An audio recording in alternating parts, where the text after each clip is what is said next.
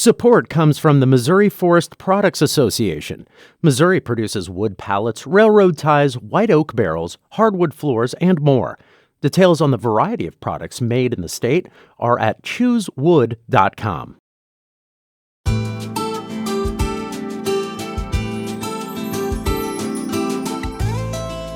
What do you find yourself thinking of when you think of this idea of what do you want to do before you die?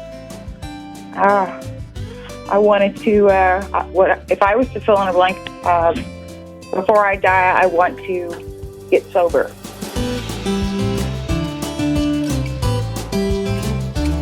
Ellie Mercutio-Sherrier has a question for St. Louis. What do you want to do before you die? This isn't it. There's still things to thrive for, and goals and dreams, and there's a reason to love and not to give up. The independent filmmaker is asking that question in a public art piece being installed this month in downtown St. Louis. It's part of an international art project that's been circling the globe for 10 years now, but it's perhaps a more timely question these days than ever. I'm Sarah Fensky. This is St. Louis on the Air. And before we move on, I want to remind you that the biggest source of St. Louis Public Radio's funding comes from listeners like you. Because you value what you hear on St. Louis on the Air, donate today. Go to stlpr.org/donate. That's stlpr.org/donate.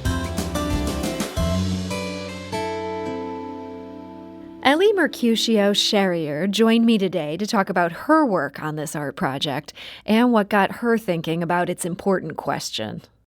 Ellie, thank you for joining us. Thank you for having me.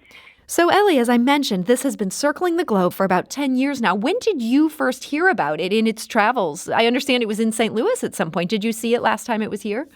I did. I'm part of the International Mail Art Union that they circle the globe, different artists of all different types send mail art to each other, and it's just one of the projects that came through, and I just got on board several years ago. But I think it really needs to come to St. Louis for a lot of reasons.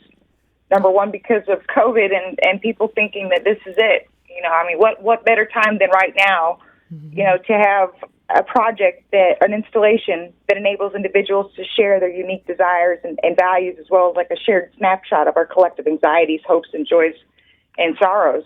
You know, it also reminds people, you know, that this isn't it. There's still things to thrive for, and goals and dreams, and there's a reason to love and not to give up. There's so many people that it fits like right into it.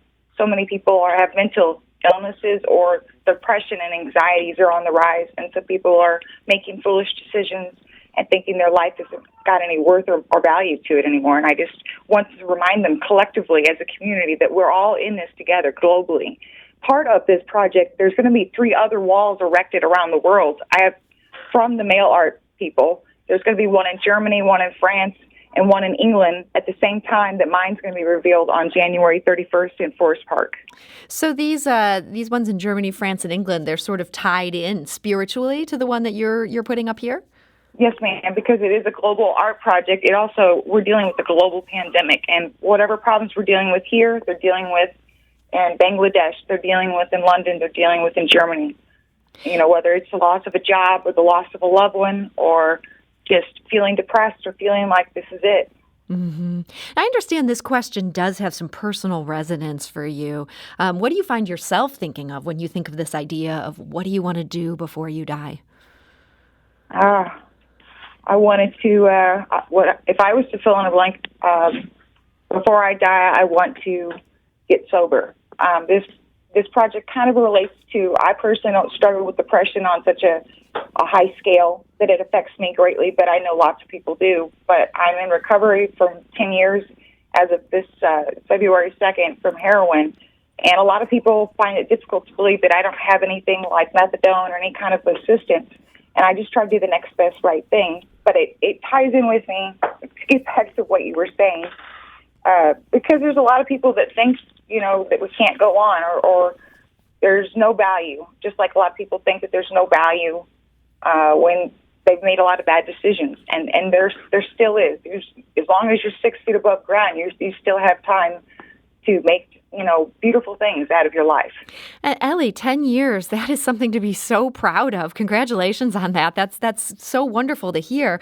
I understand that when you were in the throes of this really got you bad. I understand you were in the workhouse Yes, for some yes, time. ma'am. I'm sure that a lot of people have a lot of opinions about the workhouse, and I have to say that publicly, so be it, whatever. I know they're getting ready to shut it down, but it's because of the conditions and the substandard place that it was that I stay sober every day. I never want to visit that hell again. It is exactly what I needed. And if people who can tell me everybody gets clean differently, but for me, it was to sit in jail for quite some time. It sounds like that was a really powerful deterrent with what you were dealing with, that it was such a hellish place. Oh, God was waiting for me in the bottom of that jail cell, waiting for me, and so was my sobriety. So that's where I picked up my sobriety, was in the bottom of that jail cell. So I'm thankful for the workhouse, and, I know that they need to, close it down for other reasons. But, when people go to jail and they have all these frothy benefits and stuff, it makes it difficult for people to understand that their life is in a time of turmoil and out of controlness. Mm-hmm. They find that, difficult to believe, and they got all these luxuries. But when you're sitting in the bottom of a scummy cell, you'll realize where your life has got you to. Ellie, I understand so many people have struggled with holding on to their sobriety during this pandemic. It's just been such a hard time. I've seen some stats that show that overdoses are way up. People struggling. 42% as of May of 2020. It's shot up. So what has kept you able to hold on to that and to be in such a good place? You said you're not struggling with depression. You're doing well. Well, I'll get down and out like everybody else, and I turn over to God, but I try to give back more so than ever. I do that through independent filmmaking through the area of St. Louis. Are you still there? Oh, yes, I'm here. I apologize. My screen went off. I aimed, like, recently I've just been really, I guess my mind's been elsewhere trying to help with the racial equality. I'm getting ready to release a film called Cranked in February of 27, and it's about the crack cocaine epidemic that was around in the 1980s and kind of how we parallel to those tumultuous times then as we do now. So you're staying busy, and it sounds like you really have a great creative outlet. Oh, yeah, and what's awesome is that musically, both locally and nationally, it's just incredible how many people are going to be on the film soundtrack just because of the direction where it's going for equality. Big acts like Reese Roper or Reese Young or Sarah John. These are like big acts, national acts, and yet they're willing to contribute their music. So if I can get people like that to be on my movie soundtrack, I must be doing something in the right direction. We're talking today to Ellie Mercutio-Sherrier. She's an independent filmmaker. She's putting out a lot of movies these days, staying very busy. She also has a public art project. And Ellie, that's the reason that we have you here, this art project that asks, what do you want to do before you die? Tell us how this project manifests itself. I think I misspoke earlier. I said this is going to be in downtown St. Louis. This is actually in Forest Park? Yes, ma'am. Well, it actually started not by me, but by a woman by the name of Candy Chung, following her own experience of bereavement and grief years ago. And since then, since she put one up, there's been over 1,000 Before I Die walls that's been created, and I think over 35 languages in over 70 countries around the world. And so this wall, tell me, what does the art consist of? What would one see if one walked up to it in Forest Park? It is a 3-foot by 12-foot long chalkboard, and I've stenciled on there. I had to build it.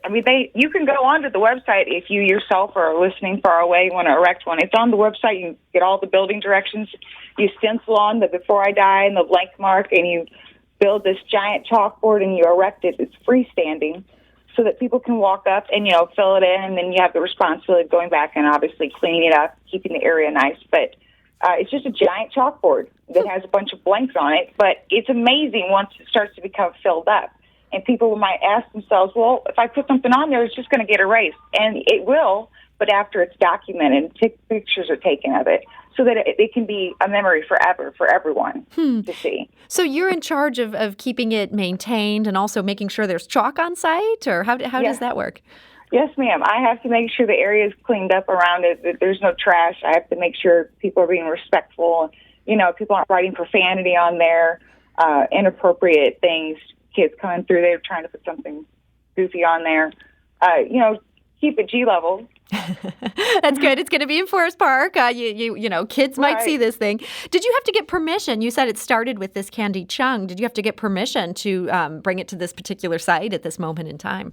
Yes, and for those who are listening, when you go to the website, and they don't mind you doing it. I think it's more or less they would like to know about it so they can keep track of all these walls being built. But yeah, you have to ask for permission, and then once you get their permission, obviously, then you have to find the proper venue wherever that might be, a public place, and the proper government. My point of reference was that we needed something like this more than ever because of what's going on, to remind people that there are still reasons to care about each other and to not give up and to wear a mask and to hope. And so you're in Forest Park. It's such a big park. Where exactly will people be able to find this? When you go into Forest Park, let's see, it's right by the Muni. Oh, right by the Muni. Okay, that is a great direction for people. So if people, I was trying to think. I was like, Forest Park is huge. It is huge, and it's going to be up there. I understand you're planning to get it up in the next couple weeks before the end of this month. How long will it be up? I got a week. I got an entire week, so I'll visit it every day and make sure there's plenty of chalk and make sure there's no profanity on it. Make sure I can document it if it fills up. I hope it fills up. There's a lot of people out jogging and whatnot, so hopefully they'll stop and they'll give us a moment of what's going on in their brain or what they're hoping their goals or wishes are.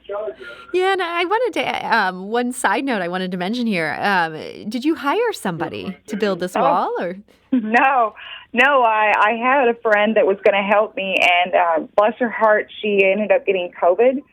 And so she has been suffering in Barnes-Jewish Hospital, but she's getting better, so that's always good. So I've been building it on my own, so I've been dragging my feet where everybody else has had help. So I just been putting it up in a friend's warehouse. I got to get the space to be able to build this giant thing and get all the materials. But yeah, it's been quite a project. I've never built a giant chalkboard this big before. Yeah, so you're personally doing the construction of this. Where do you even begin to find the materials you need for a giant chalkboard? Actually, they were donated to me by Handyman Hardware in Florissant, Missouri. So I got the opportunity to get some wood and stuff that they were getting rid of. That was, how things are just slightly, have imperfections in it and whatnot, or people won't buy a particular material or wood, kind of like that. They're donating materials that would just gone to waste. Well, that's great to hear. I'm glad they were able to get a plug for that. What a wonderful donation. We did ask our listeners on our St. Louis on the Air Facebook page, what do you want to do before you die? We heard from a couple of them. Donnie writes, before I die, I want to visit Machu Picchu. And Bill writes, probably not the answer you're looking for, but here we go. I cannot think of a thing that I want to do before I die. I have been so blessed in my life that I can go at any time and feel like I've accomplished everything. I often refer to my life now as a bonus round. I've had so many close calls that should have ended my life that it's changed my perspective on what's really important. Ellie, as much as you're putting this project out to give people hope, does what Bill says, does that kind of resonate for you as well? Absolutely. It's part of the reason why I do what I do. I have had so many close calls from being such a moron and not following the rules. And now I have everything as a bonus. Everything is icing on the cake. I have difficulties like anyone else, but I have to say I don't have anything to fill in the blank myself these days. I've already got that, and I've got everything I need, my family, and I'm pretty blessed, I have to say, for somebody who has almost a decade clean from heroin, and I used to be pretty strung out and a big mess, so. Well, I'm so glad you're making the most of that bonus life you're enjoying now, and you're putting some good icing on this cake. One last thing I wanted to ask you about today in our final couple minutes here. In addition to all the filmmaking work that you're doing, and in addition to this big, cool project, you also have some big plans for the old Jamestown Mall parking lot in North County. What are you hoping or planning to bring to that? My hopes is that I wanted to, they had a bunch of proposed projects, and they wanted to tear it down, put businesses or little stores in, and then that flopped. And then I guess there was something about having a warehouse, and then that flopped. That building is just sitting, all those buildings are just sitting there, and nobody's getting any money for it. So my proposal was that why don't you let me pay you for your parking lot so I can project giant movies on the sides of your buildings? and turn it into a drive-in theater. We don't need to get up close. We can have, start off with one movie, and all I get to do is clean up the parking lot and hand them the money after collecting the money for the tickets. So this is almost a drive-in situation for the old Jamestown Mall site. Oh, yeah. It's definitely a drive-in situation. It's also, absolutely a drive-in situation. We're going to have people stay in their vehicles. The radio. People stay in their vehicles. It'll be COVID compliance. We're going to have people walking around to make sure people are following the rules. If not, they'll be asked to leave. But, it's going to be summer soon, and people are itching already not wearing their masks. We need everybody to stay on point so that we can get through this together. So what better than to have some COVID compliant, fun where you can actually feel like you can be a part of society for a minute and enjoy a nice movie. Absolutely. So what's the timeline on that launching? I would like to have it out by the end of February, but definitely by the beginning of summer, so that'd be May. Okay. We missed out on the St. Louis Film Festival, the International Film Festival. Isn't that crazy? Yeah, we're all missing out on so much these days. This sounds like something that would just be a nice little thing on the other side to sort of balance the equation a little bit, give us something to look forward to. So I hope these plans come to fruition. And Ellie Mercutio, Sherry, I want to thank you so much for joining us today. No, thank you. It was all my honor. Thank you so much for having me on.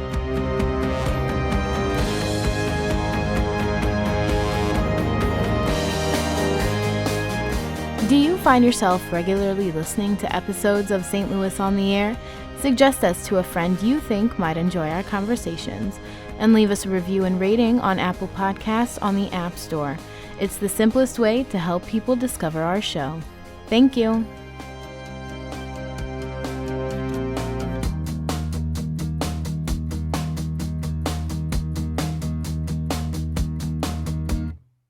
Support comes from the Missouri Forest Products Association, providing more than 41,000 jobs in the production of wood pallets, railroad ties, white oak barrels, hardwood floors, and more. Details at choosewood.com.